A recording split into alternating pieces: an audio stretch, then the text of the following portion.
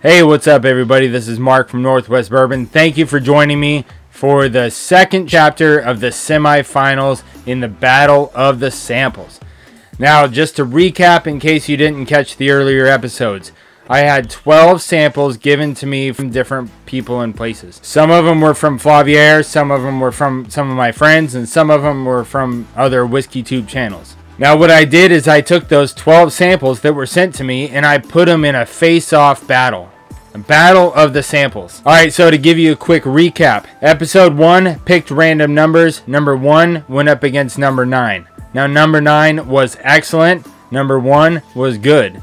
Because number 1 ended up being Bardstown Fusion 5 and it lost without a question in my mind. In episode 2, randomly picked number 4 versus number 8, and it was kind of a close matchup, but the loser eventually was Iron Smoke, which is a craft distilled bourbon from New York. Episode 3 was number 6 versus number 3, which number 6 destroyed number 3. Number 3 ended up being Copper Sea, and the Copper Sea was yet another craft distilled from New York. Episode 4 was a big one with Sample Bottle 10 versus Sample Bottle 12, and Sample Bottle 10 narrowly beat Sample Bottle number 12, which ended up being the closest matchup of the Tier 1 exhibition.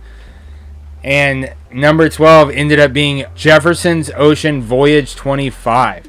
So I can't wait to see what number 10 was. Episode 5 was Sample Bottle number 5 versus number 11. Bottle number 5 was Balcones Baby Blue, and it just got smashed by number 11. Episode number 6 was Sample Bottle number 2 versus number 7, and number 7 won. Number 2 ended up being Balcones 100 Proof Rye. Then the last episode number 7, we had the first round of the semifinals. And in the first round of the semifinals, I rolled the odd numbers against the even numbers, and the odd numbers went first. The odd numbers were bottles number 7, 9, and 11. And 9 ended up beating 7 and 11.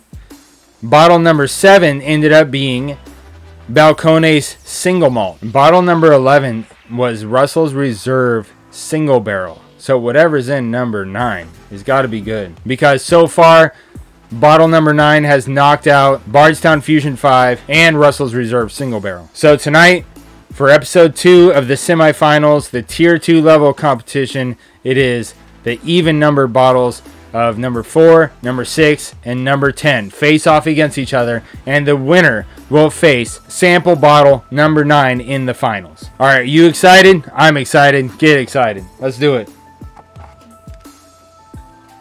Alright guys, here it is. The even number sample bottles in the semifinals. Let's get it. Sample bottle number 4. Sample bottle 4 has got a nice, rich, has like a cherry wood hue to it. You see that? Alright, number 4 comes off with some honey, some wood, and some red fruits like cherries. Almost like a blackberry in there. It's got some great fruit notes, great woods, great honeys. Smells like everything I would want from a bourbon. Let's check out the nose on number 6. A little bit lighter side of the spectrum. Little more floral, little more vanilla.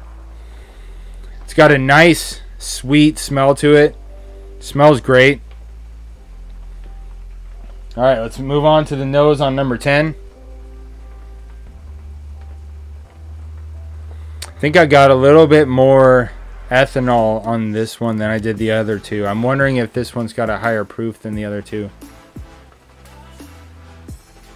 Or it could be my nose just messing with me off of the light sweetness I just got off of 6. And so since number 10 doesn't really have as much of that, maybe I'm just picking up more ethanol. Maybe it's not more proofy. It could be just playing tricks on me. But that's what it smells like. It's like a darker caramel cheesecake. Breadcrumbs, graham crackers. Got some apple. Lots of dark caramels and molasses. Some good brown sugar notes in here. I like it. Alright, let's see where it matters. See how this hits the palate. It's number 4. Cheers. Wow.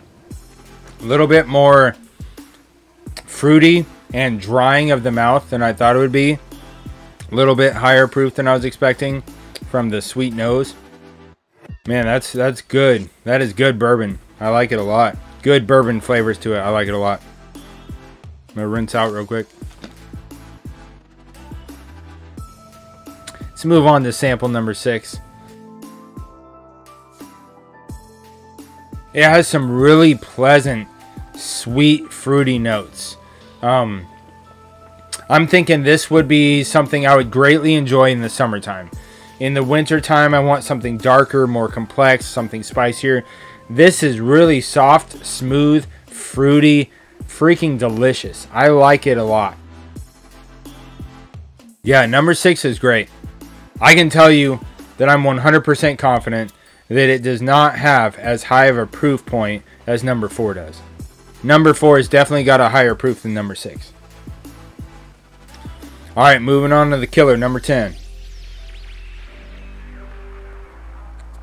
And number 10 has got a softer darkness to it, if that makes any sense. Like if you look at the darker, richer side of bourbon, when you get into the brown sugars, the molasses, that dark soaked oak, to where you can tell that barrel, you know, has some age on it, to where that bourbon has been sitting in that barrel for a decade or longer. You start tasting that darker spectrum of flavors. And number 10 definitely has the darker side of things, which I thoroughly enjoy. It's got a pretty good proof point. It's definitely got more proof than number 6, but I might have to go side by side with number 10 and number 4 of which one I think is a better bourbon. Because like I said, number 6 is very soft, very smooth, very well balanced, and I like it a lot, and I am going to buy a bottle of it. But when it comes to best all-around bourbon, I don't think it's quite there. It would be on my summertime bourbon list. Alright, so let's do number 4 and number 10 back to back, because I've already kind of decided that number 6 is not going to beat number 4 and number 10. Man, number 4 has got that proof. It's got a little bit of a tanginess to it that, you know what that is? It's not really tanginess. I described it before as being tangy. I think that's the bitterness from the wood. I think this bad boy has got some age on it. I think that's what that is. Definitely thinks that's what that is. Alright, let's do that side by side with 10. Man, I want to say number 4 is a better bourbon if you're into the higher proof. If you want a higher proof just because you love proof, go with number 4. But if you want the darkness, but you also want the drinkability with it, number 10 is very drinkable. It's very good. I'm going to go back to number 6 just for fun, just to give me that contrast. Man, I love the layers in 6. It's where you get a layer of like honey, then you get a layer of fruit, and you get a layer of floral. I love how that rolls over the tongue like that. And so, for the sake of the competition, number 4 and number 6, you're both out. Number 10, you're moving on to the finals.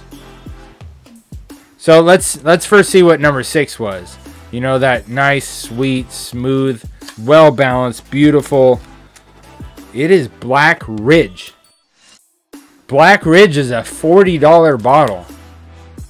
Y'all, go out and pick up some Black Ridge. Look it up.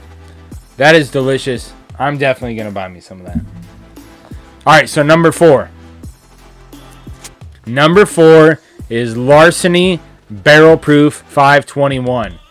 I thought so. It has some age to it and it has some proof to it. So if you feel like you're in the mood to get hit with some proof, with some nice, dark, rich, delicious bourbon, dude, this Larceny Barrel Proof is awesome. But where we're sitting right now tonight, number 10 took it.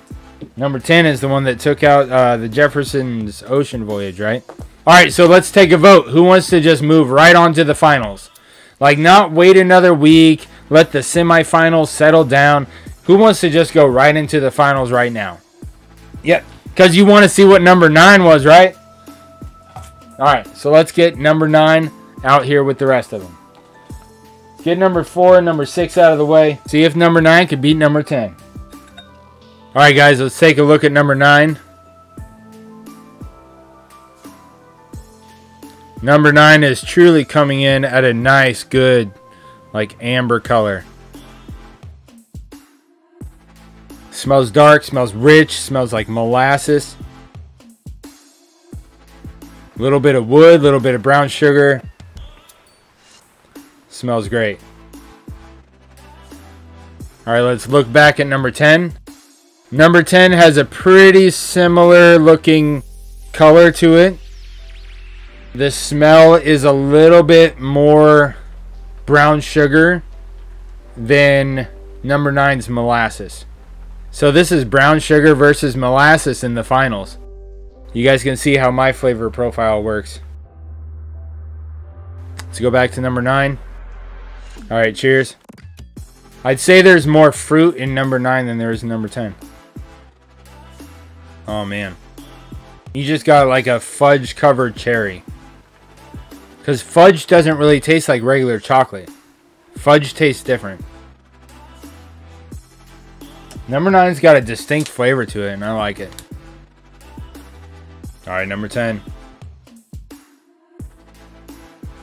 Man, doing 9 and 10 side by side brings out some different things in both of them than what the other competitors brought out of them. I'd say these two are closer to each other than their competition was to them, if that makes sense, because 9 and 10 versus each other brings some very different things out of them. I want to declare it a tie. I do. Because 9 and 10 are so close and they're so good. Brown sugar versus molasses. Chocolate covered cherries versus a fudge covered strawberry. Alright, so number 9 is chocolate cherries. Number 10 is fudge covered strawberries. It is brown sugar versus molasses. These two are close. I want to declare them a tie. But if I was to like reach inside myself and say, if you were going to go buy a bottle of one of these and they were the exact same price, which one would you buy?